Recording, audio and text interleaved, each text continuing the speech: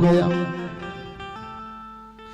मूर्धत्य का वध करने के पश्चात प्रभु भौमासुर के साथ बड़ा भयंकर संग्राम हुआ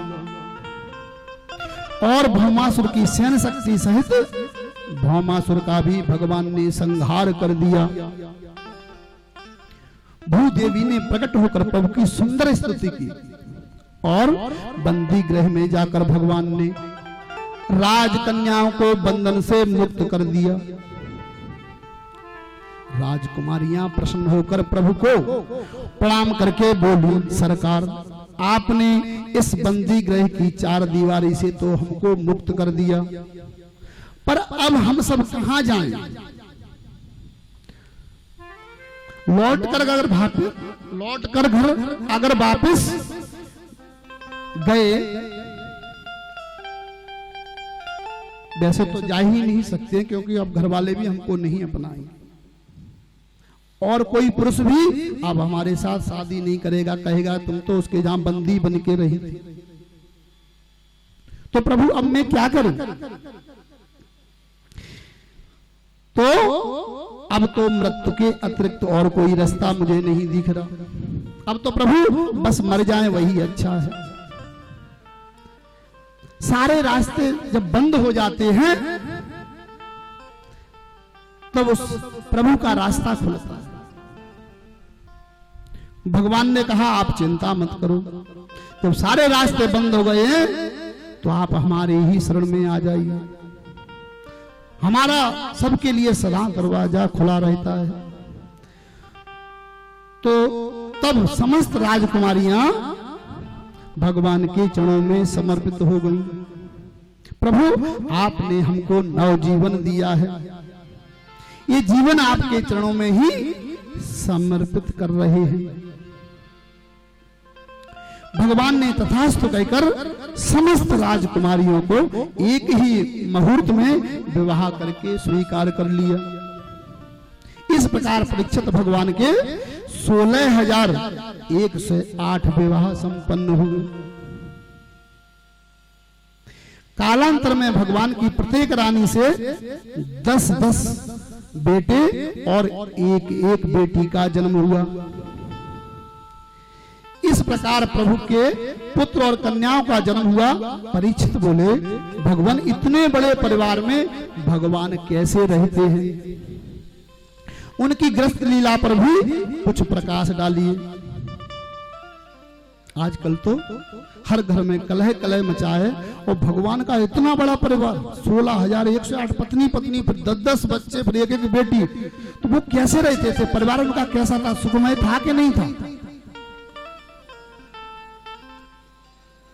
सुखदेव जी कहते हैं, सुनो, भगवान इतने विशाल परिवार के बीच भी हमेशा प्रसन्न अवस्था में मुस्कुराते हुए ही रहते हैं। ये प्रभु की विशेषता है। एक दिन प्रभु ने सोचा, हमारी इतनी रानी पटरानियां हैं, कभी कोई रूठ जाती है, कभी कोई कोप भवन में बैठ जाती है और प्रायः हम सबको मना भी लेते हैं और हमें रूठी रानियों को मनाने में आनंद भी बहुत आता है। परंतु आज तक हमारी रुक्मिणी हमसे कभी नहीं रूठी, न कभी नाराज हुई। चलो आज रुक्मिणी को थोड़ा नाराज करके देखते हैं। भगवान कैसे हैं? कौतुक करते हैं, चिढ़ाते अपनी पत्नी को। रुक्मिणी के ये कभी नाराज नहीं हुई और कभी होती भी नहीं, आज इनको ही नाराज करके देखते।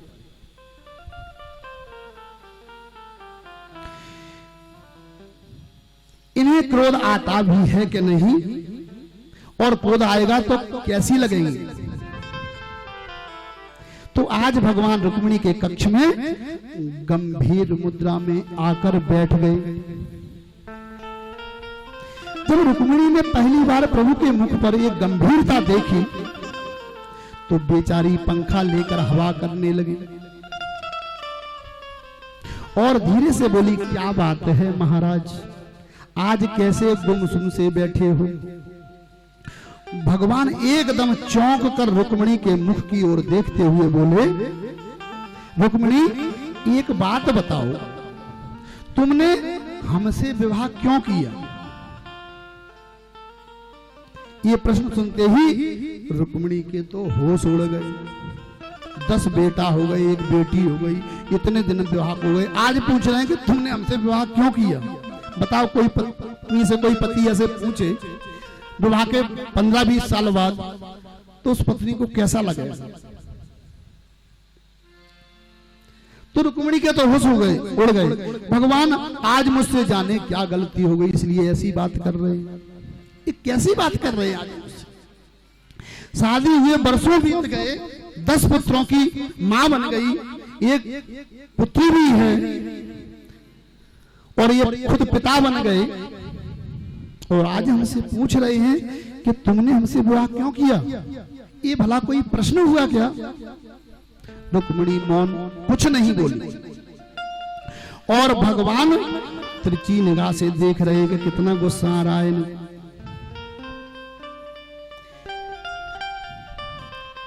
पर कोप का कहीं कोई लक्षण नहीं दिखा रुक्मिणी। तो भगवान और अधिक छेड़ने लगे, रुक्मिणी मेरी दृष्टि से तो हमारा तुम्हारा जोड़ा ही कुछ ठीक नहीं बना। कहां तुम राजघराने की राजकुमारी और कहां अपने राम, जिनके मां बाप का भी कोई ठिकाना नहीं है, खानदान का कुछ पता नहीं है, गुण में कुछ है नहीं। ये भले ही मान लो कि नंबर 1 के हम चोर हैं,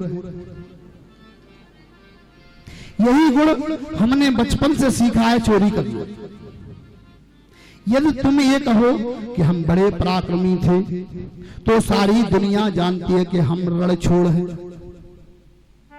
शत्रु भारी पड़ जाए तो मैदान छोड़कर भी भाग जाते हैं, अपनी जन्मभूमि को भी छोड़कर भाग आए थे। यदि तुम ये कहो कि मैंने तो अपने माता पिता की आज्ञानुसार तुम्हारा चयन किया है, तो देवी तुम्हारे परिवार ने शिशुपाल को पसंद किया था, तुम ही हमारे साथ विरोध करके चली आई। मेरी समझ में नहीं आता कि शिशुपाल में क्या कमी थी, शिशुपाल से ही विवाह कर लेते।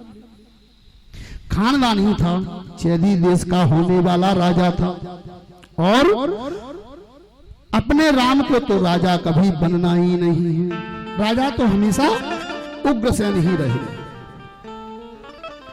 रुक्मिणी जी की धड़कन बढ़ती ही जाती। जब इतना सब कुछ सुनने पर भी रुक्मिणी जी कुछ नहीं बोली, तो भगवान बोले, रुक्मिणी मैं तो कहता हूं कि अभी भी कुछ नहीं बिगड़ा। जो ये शब्द सुने रुक्मिणी ने कि पूरे होश उड़ गए, हाथ का पंखा दूर गिर गया और रुक्मिणी मूर्छित होकर गिरने लगी। जब मूर्छित हुए रुक्मिणी को देखा तो भगवान समझ गए ये तो घबरा गई। पर्यांक दवर ताहसु तामुत्थाप्य चतुर्भुजः। तो भगवान चतुर्भुज रूप में भगवान दौड़े और 2 भुजाओं से रुक्मिणी को थाम लिया। एक भुजा से पंखा झलने लगे और एक भुजा से जल छिड़कने लगे। तब रुक्मिणी जी को होश आया। भगवान ठहाका मारकर हंसे, ये देवी विवाह हुए इतने बरस बीत गए, 10 पुत्रों की माताजी बन गई, और आज मैंने आपसे थोड़ा हास प्रयास क्या कर दिया कि छोटे मोटे हास प्रयास की बातों में भी तुम इतनी घबरा गई। ये सब हंसी मजाक की बातें थी। एक बात कहूं,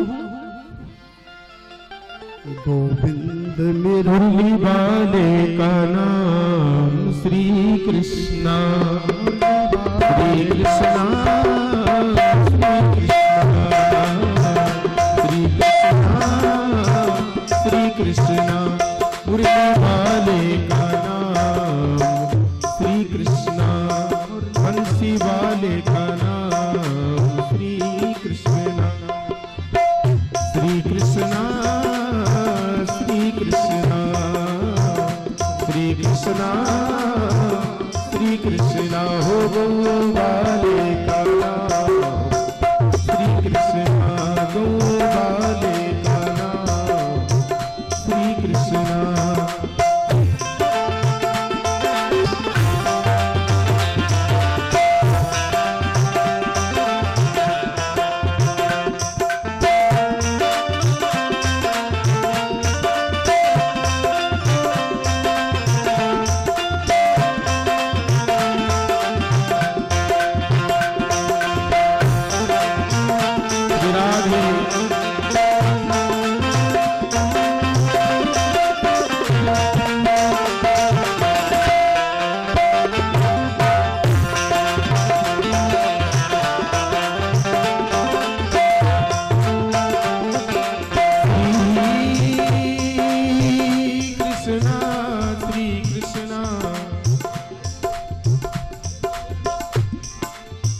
श्री कृष्ण श्री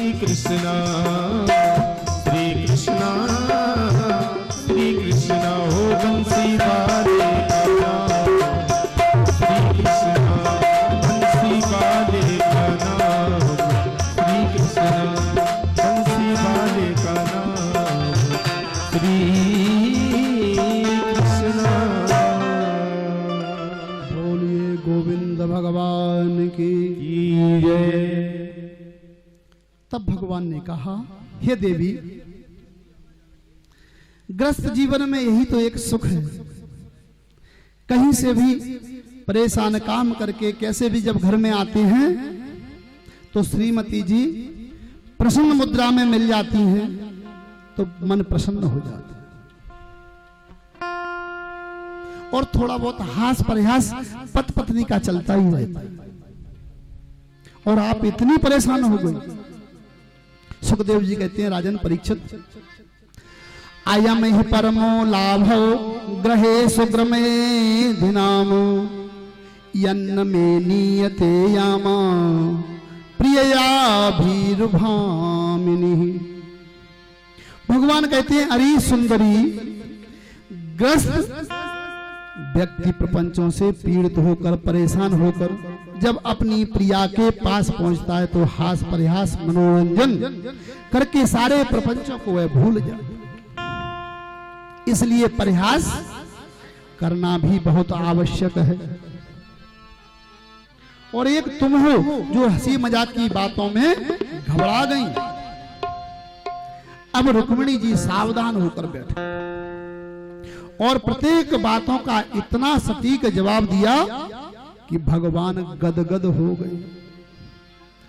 रुक्मिणी ने कहा, सरकार, आपने भले ही मुझसे ये सारी बातें परिहास में कही, परंतु जो कुछ भी कहा वह एकदम सत्य कहा।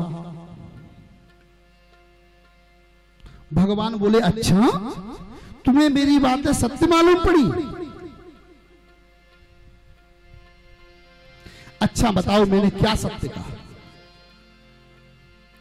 तो रुक्मिणी जी बोली, सुनिए सरकार, आप कह रहे थे कि मेरे अंदर कुछ भी गुण नहीं है, तो तुमने कैसे पसंद किया? मैं जानती हूं आप में कोई भी गुण नहीं है, इसलिए महापुरुष आपको निर्गुण कहकर पुकारते हैं। आप तो गुणातीत हो। सारे जगत सतरज तम से बना हुआ है, जो ये त्रिगुणात्मक जगत है, पर आप तो त्रिगुणातीत हो, इन गुणों से ऊपर हो, तीनों गुणों से परे साक्षात नारायण हो। तो आपका ये कथन कि मेरे अंदर कोई गुण नहीं है, बिल्कुल सही कहा महाराज आपने। आप कह रहे थे कि हमारे माँ बाप का पता नहीं है, आपने बिल्कुल ठीक कहा। भगवती स्वती आपके स्वरूप का जब निरूपण करती है तो नेत नेत कहकर थक जाती है, और इद मत्थम कहकर जब श्रुति को ही आपको जानना असंभव हो जाता है। जब वेद ही आपको नहीं जान पाते तो आपके माँ बाप को कोई कैसे जान पाएगा? इसलिए आपका ये कथन भी तो बिल्कुल ठीक ही है। आप कह रहे थे कि हम रण छोड़ हैं, अपना घर छोड़कर डर के मारे समुद्र में घुसे बैठे हैं। ये भी बात आपने बहुत ठीक कही, क्योंकि जिन भक्तों का हृदय सागर एकदम स्वच्छ और निर्मल हो जाता है, जिन भक्तों के हृदय सागर में काम क्रोध आदि दुर्विकारों का कभी प्रवेश नहीं होता, ऐसे भक्तों के सुंदर दुर्ग में आप अपना घर बनाकर रह जाते हैं। भक्तों का भवन जब आपको भा जाए तो आप बैकुंठ को भी छोड़कर भागे भागे चले जाते हैं। हरे रप निज लोकम सर्वथा तो विहाय प्रवसत हृदय तेसाम भक्त सूत्रोपनद्ध। गोस्वामी तुलसीदास जी हनुमान चालीसा के अंत में राम जी को हृदय में बैठाने की बात नहीं करते, बल्कि हनुमान जी को हृदय में बैठा रहे हैं। हनुमान जी यदि हृदय में बैठ गए तो हनुमान जी के हृदय में बैठे हुए सीताराम जी अपने आप हृदय में आकर विराजमान हो जाएंगे। पवन तनय संकट हरण मंगल मूर्ति रूप राम लखन सीता सहित हृदय बसो सुरभूप। अरे हनुमंत लाल जी हृदय में बैठ गए तो सीताराम जी महाराज लखन लाल जी के साथ पूरा राम दरबार आपके हृदय में अपने आप ही आ जाएगा। धाम कहते हैं घर को, तो भगवान है अतुलित बलशाली, समस्त बल प्रदान करने वाले परमात्मा ही तो हैं। और ऐसे अतुलित बलशाली भगवान जिनके हृदय